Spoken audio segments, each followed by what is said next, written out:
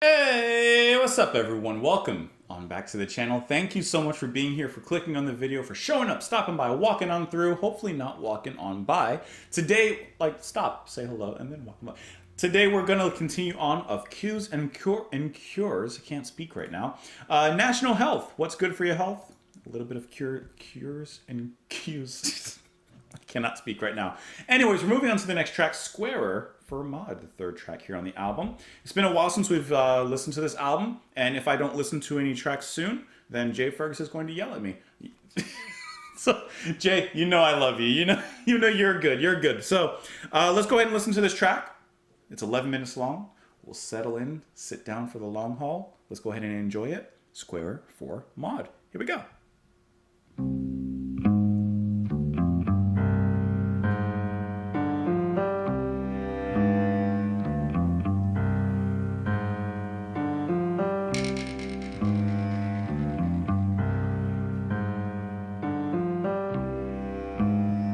Starting off with a bit of mystery.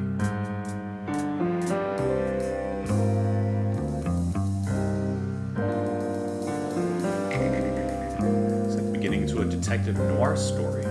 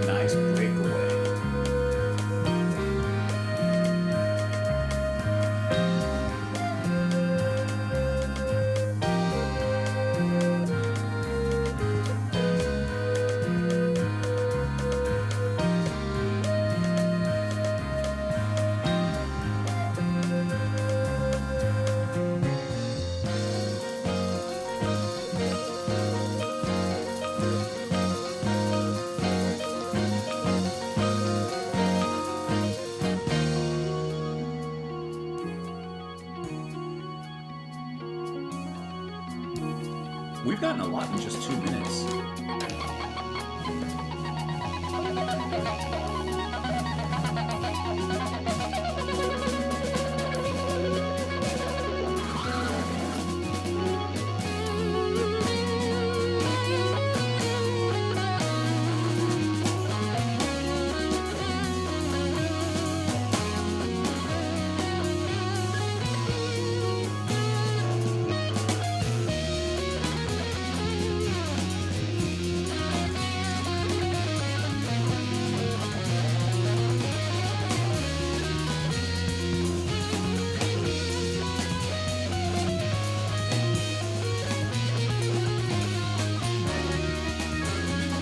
Sweeping in under that guitar.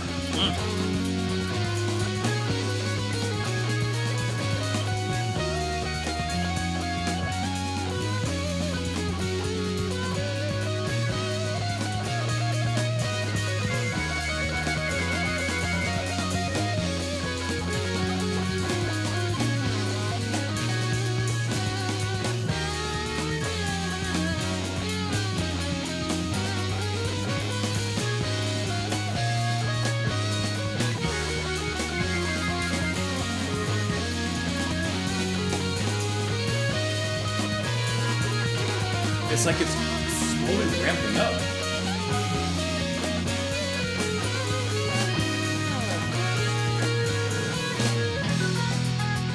There's the break.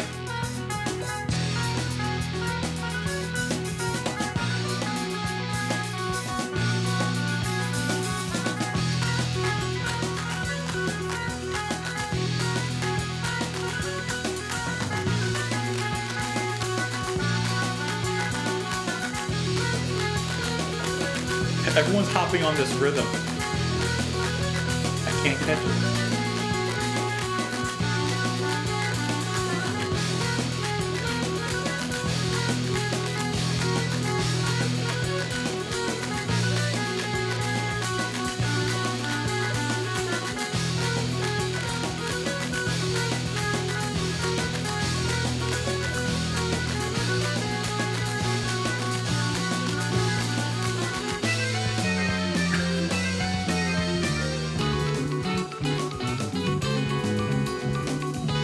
How do you even play this?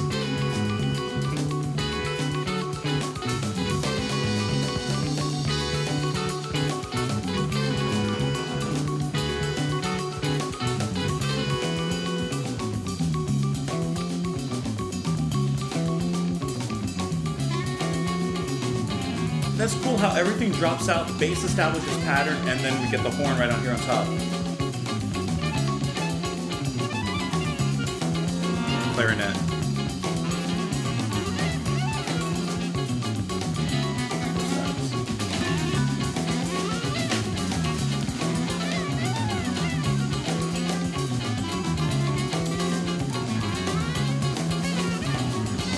You hear the rise and fall of the bass line?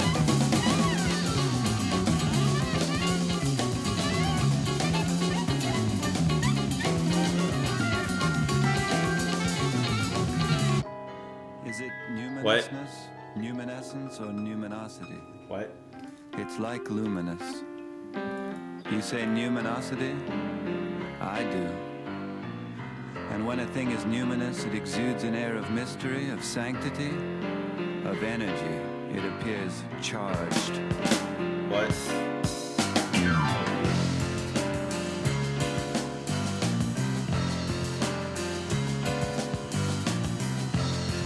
This is kind of crimson-y, huh?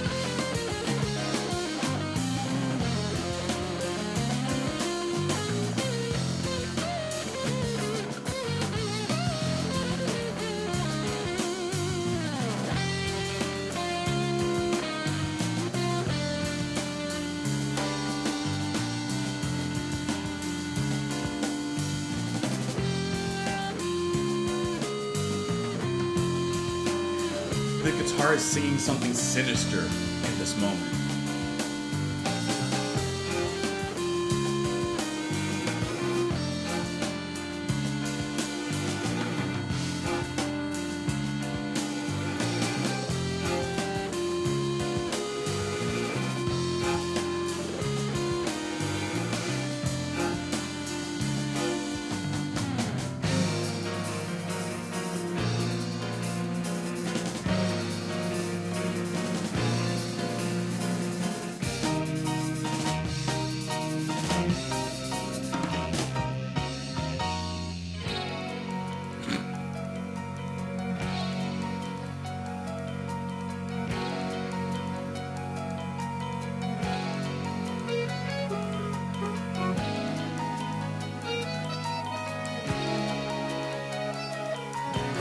That's beautiful. The atmosphere that's put down, a clarinet once again returning.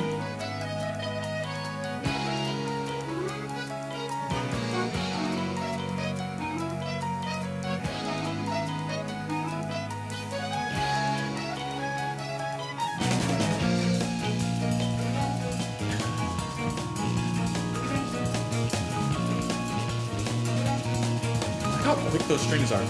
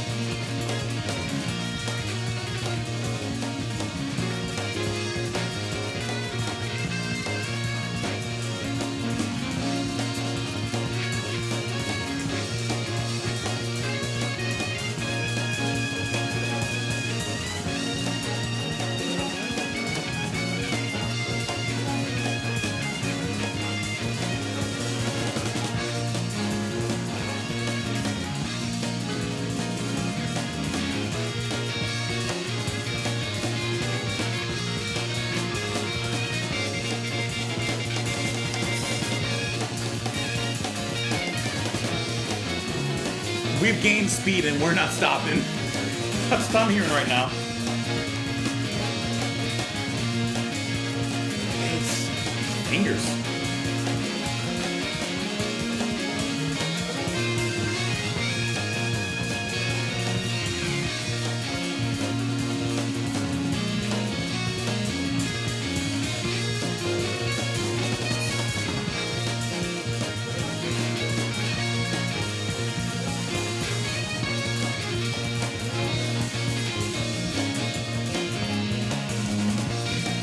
It's just at this maddening pace that it's built up into.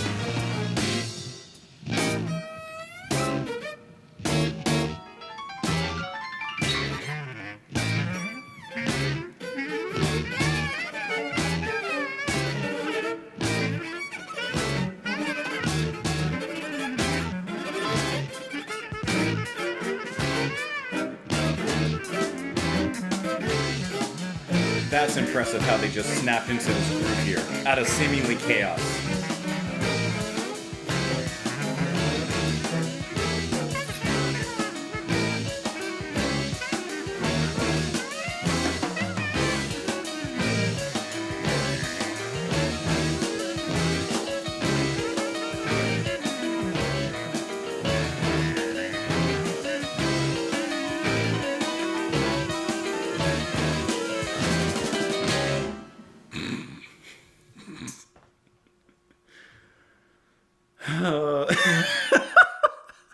Sometimes I'm not ready to like digest certain sounds, certain things.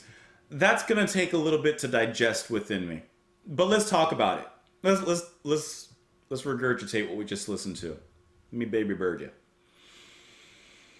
That ending section, which throughout the whole track, they just have these moments where it just shifts. It snaps into something completely different. But just since we just heard it, the recency bias, that ending section, when it devolved into this chaotic maelstrom of sounds, which is kind of in a similar way in which it began, and how the instruments kind of followed one another with this pattern, and then eventually came all together in unison. The ending break kind of had that same thing, just at a more amplified and intense rate. But that chaotic moment, how cool was it when they turned that dynamic into the new rhythm? That bum, bum, bum, bum, bum, and all the stuff that's going on amongst it. That was hurricane-like. that was truly a storm. The drumming especially, and the bass, I would say, at that particular moment, just very intense. I like how the strings are, in a sense, foreshadowed throughout the track, but there, the intensity, the sharpness, and the quick cutting of the strings really is pronounced much more so. And from the beginning of this track till the end, like I said, there's lots of shifts, lots of changes, lots of just turns and twists. But I don't know if you'll agree with me, but I felt that throughout the whole track, throughout the whole 11-minute runtime, the band actually kept a very particular atmosphere throughout. So that even when it did change, even when it did prog things up, it never lost that atmosphere. It may have dilly-dallied with it a little bit. It may have colored outside of those lines for certain themes, but it never lost its soul that this particular piece of music had built itself on from the very beginning. And I think if I had to credit a certain member, I think I would probably credit Stewart for his keys and everything that he brings there, because I think that he's kind of what maintains that particular atmosphere throughout as the intensity wanes, and whatever the opposite of wanes is. Can't think of it right now. Wanes and waxes? Is that what I'm thinking? Anyways, even as, and you guys know, I think you guys know my taste by now and stuff, and I don't always like those changes. It's like too much, like just play a song.